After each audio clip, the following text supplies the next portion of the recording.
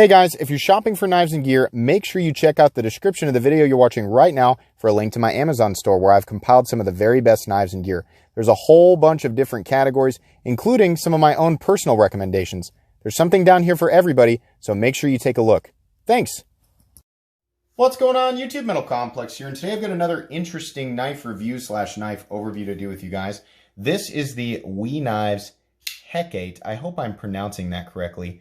Hecate. I'll get you guys the box here real quick so you can see the name and the model number. There you go, 922A. Hecate, 20 CV blade. It means there's, with the A, it means there's probably multiple versions of it. This knife was sent by the Apex Pass Run Group, so by extension, the manufacturer. As usual, I will try not to let that affect my review, but it should be easy considering I don't get to keep it. It just goes on to the next review. Let's go ahead and get a measurement on this guy. This is not a small knife. This is a big knife. Coming in at, oh boy. Yeah, without the glass breaker, you're coming in at 9 inches. Tip to scale on overall blade length, you're coming in at 3.9 inches. And then actual cutting edge, you're coming in at something like 3.6 inches overall. Big knife for sure. Let's go ahead and do some size comparisons up against the Ontario Rat Model 1. Rat 1 coming in smaller at 8.6 inches overall. How about up against the Spyderco PM2? PM2's coming in at 8.3 inches overall, again smaller. How about up against the Benchmade Griptilian, or in this case, the Ritter Hogue? Ritter Hogue coming in at 8 inches overall. And last but not least, the Spyderco Para 3. Spyderco Para 3 coming in at 7.25 inches overall. So how's the action? Well, this is a WE knife, and for those of you who don't know, WE knives are made in China, but for a lot of people, including me, they sort of broke the negative stigma, right? A lot of us were like, I don't want to buy knives that are made in China because they're no good. Well, actually, WE knives really kind of shattered that statement. These are made incredibly well. WE has been known for a long time to have fit and finish that is right up there with the best. You know, think of this in the same caliber as other high-end production groups like Zero Tolerance or Riot, or, you know, and some people are going to argue with me there, but basically this is a super high-end production knife, and with that comes a super high-end production price. We'll talk about that a little bit later, but anyways, the action is phenomenal. Both in terms of detent strength, position of the flipper tab, weight and mass of the blade. It's just excellent. It's going to deploy. It feels good. That's pretty much all I have to say about that, because everybody kind of knows by now that WE knives have really good action. Oh, and by the way, it's almost fall shut. Just about there, running on ceramic bearings. Let's go ahead and do a hardware check. I'll go ahead and get out my handy dandy WE bit selector and WE magnetic driver, two items that are extremely inexpensive that I can recommend to everybody. And yes, they are listed in my Amazon store under knife maintenance. So if you open up that store and see the category knife maintenance, they're in there along with some other amazing stuff that you can use to take care of your knives. Now, I'm going to guess, like most other WE knives, that this is T8 across the board. So let's get out the T8 bit there. Go ahead and plug her in here, and we'll check the pivot. Pivot's T8. Let's check this guy. Yep, T8 and T8, and yeah, they're all going to be T8. That's fantastic. I love that. WE is, they know how to get it done. Why do I like T8? Because they don't strip out my bits, and the bits don't strip out the head. So you don't have to, I mean, like, you have to put less mental effort into the disassembly, right? Because you don't have to worry about the hardware as much. So that's fantastic. How about carry profile? So in terms of thickness, we are looking at fairly thick titanium scales, but it's not substantially thicker than like the Para 3. It is thicker. This is a big knife, you know, understand that it's definitely a big knife, but it's not insanely thick. It's not like Medford thick. In terms of carry height, we are looking at, you know, something that is going to take up quite a bit of room in the pocket. I mean, you're taking a look at this flipper tab, even though it doesn't protrude that much, but it's also, you know, the knife is compensating for this area up here, much like it kind of does with the PM2. It is still somewhat around the same vicinity, so I suppose if you're used to carrying something that takes up as much space as the PM2, it's not going to be as much of an issue. If you're used to a smaller knife, this one's definitely going to come as a shock. What's probably going to do it in for a lot of people is the general overall weight, which I'll go ahead and show you guys here real quick. Let me go ahead and turn that on. And we are looking at, show you guys on the inside here, some milling on the inside of the scales there. So that's good. It definitely took the weight down. And we are looking at a fairly thick blade. I'm going to guess this is going to be about 155 thousandths. Some of Wee's larger knives tend to be about 155. So yeah, almost right there on the dot, 155. Though my calipers are not the most trustworthy thing in the world, so take that with a grain of salt. Anyways, we're looking at a pretty big knife, 5.43 ounces. It's not terrible considering you're looking at a full titanium 9-inch folding knife.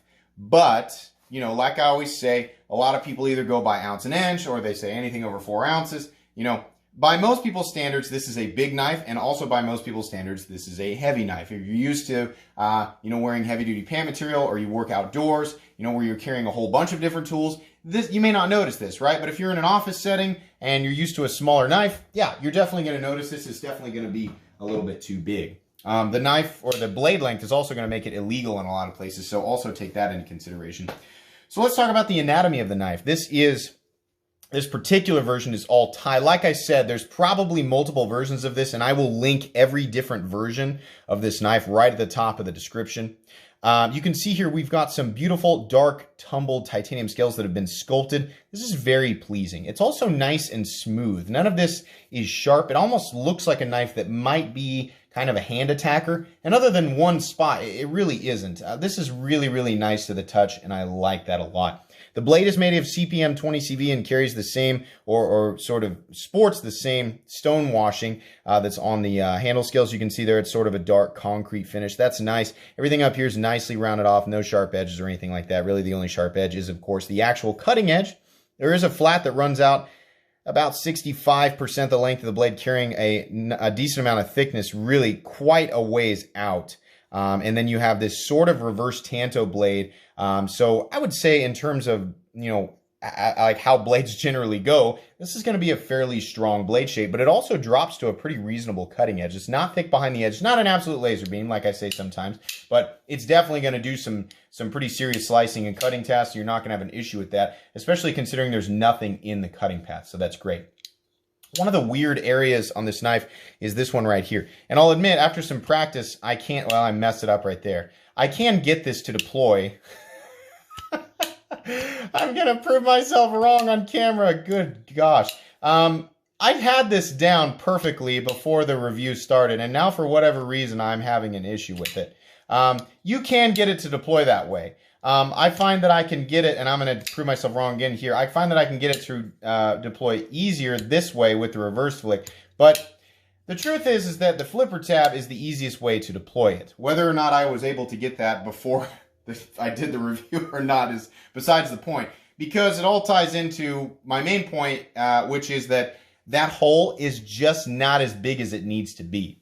There's more room right here off this scallop to create a hole that's just a little bit bigger. You could keep the same shape, right?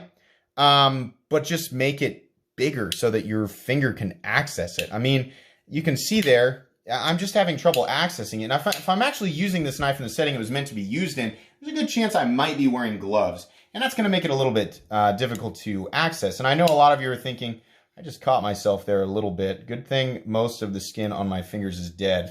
But the flipper tab is definitely the easiest way to deploy it. So it might be kind of a trivial point, but if you're like me, right, I love a good, you know, deployment. I don't want to call it a mechanism because it's essentially just a hole in a blade, right? But I love knives that have flipper tabs and a hole or slot in the blade so that I can deploy it the way that I want, right? Pinch opening it is just fine. But I like the option to do the reverse flick easily if I want to. I don't want to have to think about it, right? Because fidget factor, and that's a thing, and we all consider it. Some of us don't, but I do. But I like having the option for multiple deployments, and I feel like if that hole's going to be there, it should do something, and it should do it efficiently. And on this knife, it just doesn't quite do it for me. But let me emphasize, for those of you who don't care and want to know, does it deploy efficiently, at least in one way? Yes, the flipper tab does an excellent job of that. So I can't really complain about it there. You can see there, it's just what I assume is the original designer's logo right there and pretty much nothing else. The blade is 20 CV. It's an excellent blade steel. As far as ergonomics go, I kind of like this notch up here, right? You can bear down on it, but you're limited on how, I mean, like the spread between this finger and this, your thumb and your index finger, it kind of is, there's quite a bit of distance, right? So I'm not going to say it's the most comfortable thing in the world. In terms of where I'm putting my thumb, though, it's comfortable for my thumb. This feels much more natural right here up against this jimping, and I like that. Ergonomics on this guy are good. There is a hot spot, though, and it's right underneath the flipper tab. The flipper tab has jimping that curls all the way around. And truthfully, I can see why maybe they put it right there. For those of you who want to do sort of a push button, it's got an excellent push button-esque flipper tab, and it's also got a flipper tab that's very friendly for people who like to do the light switch. This jimping up here, though, is for the light switch people, and unfortunately that jimping really digs into your finger down here. When I'm, really going to be using this knife hard, I can tell you that's going to really wear into my finger really fast. I don't think that jimping was really necessary, but it's there. That's the part that I'm going to emphasize that. Keep in mind, when you get this knife, there's going to be a lot of stuff that you're really going to like, but that jimping on the underside of that flipper tab, if you're really going to use this knife, you're going to go out and beat on it. Unless you're wearing gloves, you are going to notice that. If you're buying this knife because you like Wii knives, you're just going to sit around and flip it, right? And you're going to do some regular, you're going to do EDC stuff, you're going to cut open some boxes every now and then, you're going to cut open some envelopes, then don't worry about it. It's not going to bother you. But it's just, I want to make sure and mention that. Balance on this guy it's a little bit butt heavy, probably due to that back spacer, but it's about right here. So it's close to the pivot, not bad at all. Like I said, we've got some T8 body screws. There's just 2 of them going into a nice large back spacer. I always like that, minimal parts. The back spacer is kind of neat. I don't know. It's not really that big of a deal that it says Hecate back on the back spacer, but I guess they had to put it somewhere. Well, no, they don't. They don't have to put that anywhere. We know what this is because we bought it. So I don't feel like that needs to be on there, but it's not really hurting anything functionally, so I can't really complain too much. The back spacer I don't think needs to be that big. I think you cut it down to here and you bring some of that balance more towards the pivot, but not that big of a deal. I like the gear pattern back here. Here's an area that I don't like. The area that they decided to put the lanyard hole and the glass breaker in. Look, I'm not a glass breaker person. And even people who are glass breaker people, I think can admit that most people are not breaking glass on a regular basis. So it's not a part of the knife that is mega ultra useful. I do understand the argument though of needing to do it's not about whether or not you do it every single day. It's about whether or not you have it in a moment of need, no matter how rare the circumstance is. Okay, I just don't like glass breakers. And in this case, you are elongating the knife by the material that is necessary for the lanyard hole on this design and for the glass breaker. So without those 2 things being there, this knife would carry, if you could imagine with me, that's all that would stick up out of your pocket. But we have that and the glass breaker on there, which kind of makes a whole bunch of stuff like stick up out of your pocket. And it's, I don't know, as far as glass breakers go, yeah, that's going to do the job, and people who want a lanyard hole, well, it's on there, but for me and the other 80%, I assume at least of the knife world who don't put lanyards on their knives, it's just a thing that's sticking out of the knife. And I just kind of wish that it wasn't there. The pocket clip itself does sort of mold right with the design. It looks good. It's very, very simple and it's going to do the job. And like I said, it's going to carry about right here. It's a little bit pointy right there, but in actual use, I can't say that it's really digging into my hand, so I really can't complain.